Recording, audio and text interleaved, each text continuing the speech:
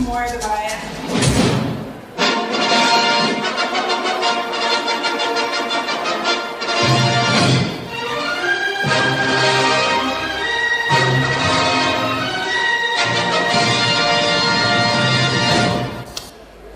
Mbikoi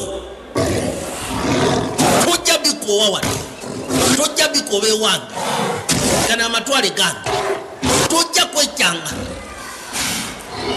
nze yekyanga so sigwe tuyinza kutandika kubira maka gange newekyanga nga wekanga ki ngakuba ngumi ngankukoleki njekera naye nenkwata ku muntu wano kwata ku njaku kyanga nakyala nno ng'akwesezza ndaba ttaffaali bwe limukuba kwalina yitu nubyesyagala kati onkubiza nejjinja mwana kyanyiiga wabula tekyamukosa etala bw'ojongeza ennyo eyo erina ekiriro kyekula era sitiiru ekiyinza obutakulabya mulabe anoonya sikoti yamukubayobaana asaze wayingire mu nju eyali badde nga goddawuni liringa okkuba erigenda awalala ate bweba otambula eweeru tebadde nkuba naye ano matondo tegaba ga nkuba kitege nangeri y'amalusu ekitonnya wano nsembera omunyolo agukwateko omunyolo guno gugula kigugula wa ano nakikikikino nsaba awulira ng'alimu akajugumira wano olwofulumira kuba ffe tutandise nange Here, I'll make it down the mountain and I'll call the police. nze ngenda kusana magezi genda mpite poliisi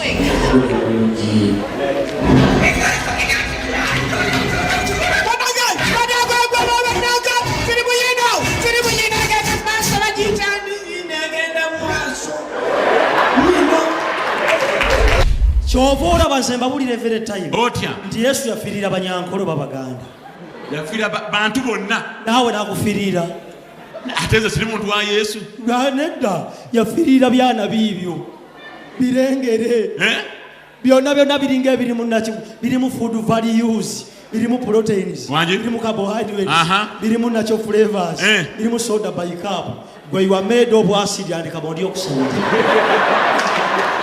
buli rumu ya mukazi ebalabalatole abeeramu ne test tube ne chemical n'endabirwamu n'atuula muli eddakiika abiri ngenda okufuluma ng'alinga zali kuume mu Real Life alinga Namboozi ng'abakyala baabo bw'amala okufulumayo olaba zaala toto mu Real Life alinga Right Honorable Speaker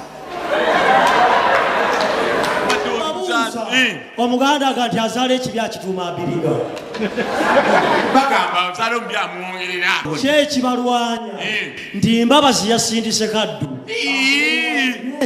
ng'amukubira ki balwanira mukazi wanje eseza omuto olowooza baki Kagame yazze mu Uganda Kagame alina emisango alina omukazi muno mu Uganda but teyabuulira Museveni nti alinamu omukazi mukazi ki Nina Rose naye bannange Nina Rose muwanvu muwanvu ate Nina Rose twamusomako mu P2 wanje what is a map? A map is something drawn as seen from above. That's Nina Rose. Kyava mbabuuza every time nti ani yabadde kiki ekirwanya nammere negundi munnaye nammere yalwanya nenakazibwe lwaki balwana nadduli genda obuuza omukyalo oyo oba tamanyi Nina Rose gyewanitakawarya gyewanitakawarya mama manyi Nina Rose ne Sesha Mayanja be bayaniriza Vasco da Gama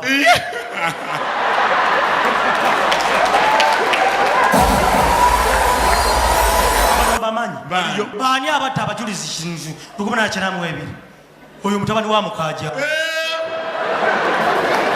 That's a very gas family bamanyi sebo mukulu kyamale Museveni ngi yakugobadde lwaki omwesibako Museveni yakugobadda nze ndi bitundu bya kyamozaalibwa nabyo ofa nabyo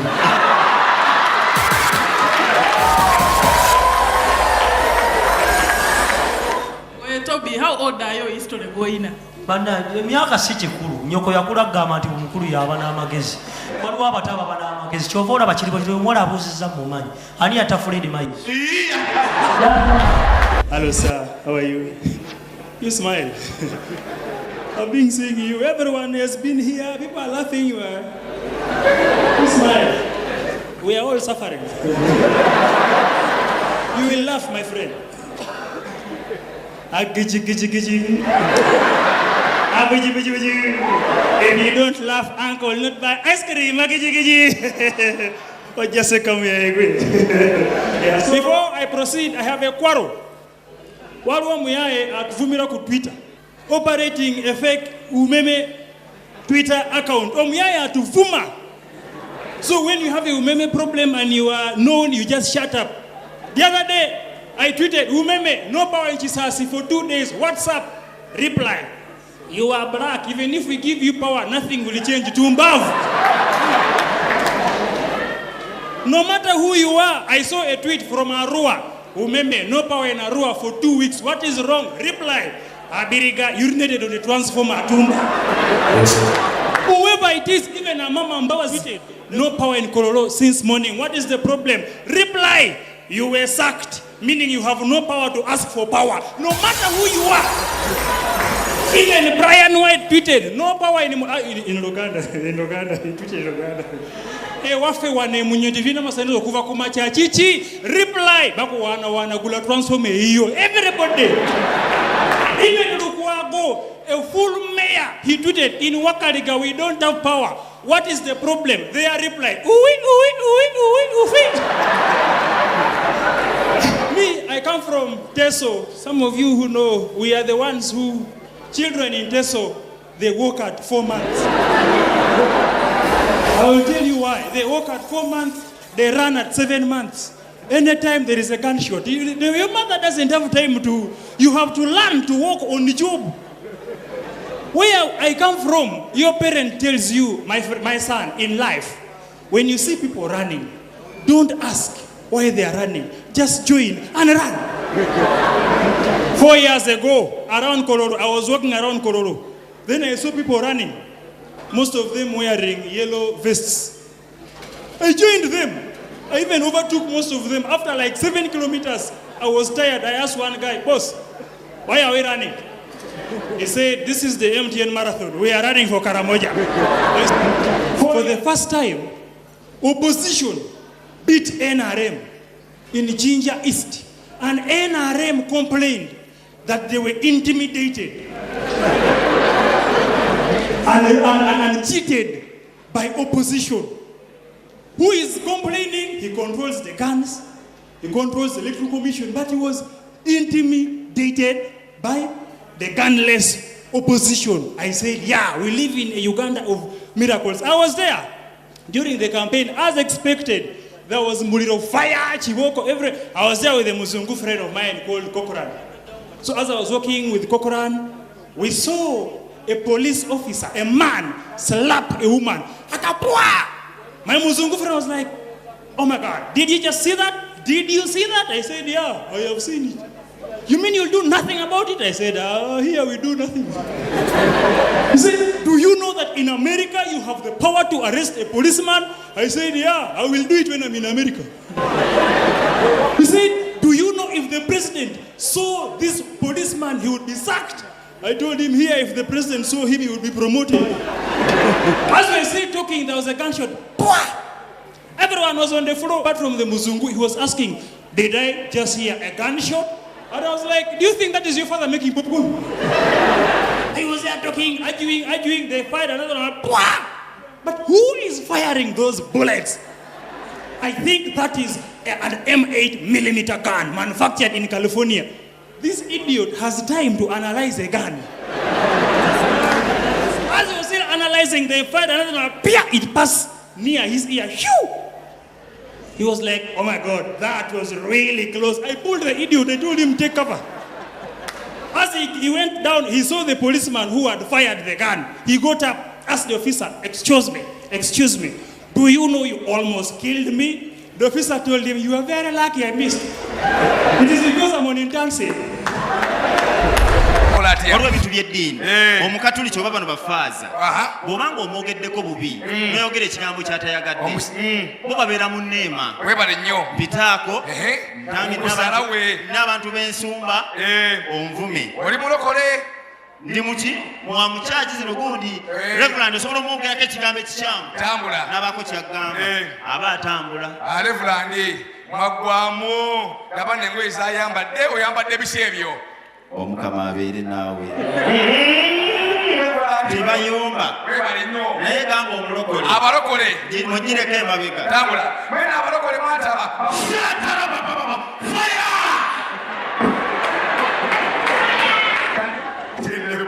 omanya nti oyo ne bonna balina enjawulo yaabwe naye kyensinga okunta kyebantamako kwezalawa bakola batya kati asooka najja n'abanga anywedde enjaga n'abaluka bambi n'ababulira ebigambo asooka n'ayogera ddala ebibakwata ku mutima oba muli baavu batemwinaamu ssente abalokole najja n'akubulira ebigambo ng'ogamba mutuufu kayogedde ku kino nkimaze ngera kubawo ng'akimaliriza kati naye nga beezalawa n'onaamusomera kati njagala ojje oli pasita nze mu church ne wazungu ne waluganda bulira enjiri because the Bible say you never know how much you die how much is precious it was a blessing and Bethlehem Logero oluzungu oliyo bantu banozimba zaala kubanga mukama agamba nti olunaku olwaleero buli omu agenda kutwala ekyamagero bw'obanga oli eyo tonnakkiriza yesu simanyi kyoli mumali ekyokola kibeeko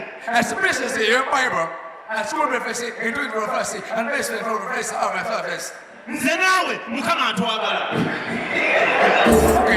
abakazi bamanyi tugende wange baka bebi no wano wensula wano mbeera wanini obadde maama okufambisa akayumba bwe kati wali otegeeza ki mami toyagala nnyumba oyagala muntu oyagala nze kikyate mulabika mulimu n'ebiko muno temuli kana akapaliso bakuseera wandi wakagula meka mitwalo 5 buno bagaba bugabe Brian White abasirikale bakwana batya yangu Hello. Zebare. Kale bwami naye gyebale. Akola batya. Sina buzibu bwambona ssebo. Anyirira. Webale kusiima. Aina bere moto. Webale kusiima ssebo. Aya. Ninataka. Oyagala ki? Omulemerako. Oyagala ki ssebo taata? Oyagala ki? Hapana najua. Sina kyemmanyi. Alo mimi nataka bi. Afuni byabu. This Thursday, 12th April 2018, Comedy Store Uganda presents Shiba Kalungi.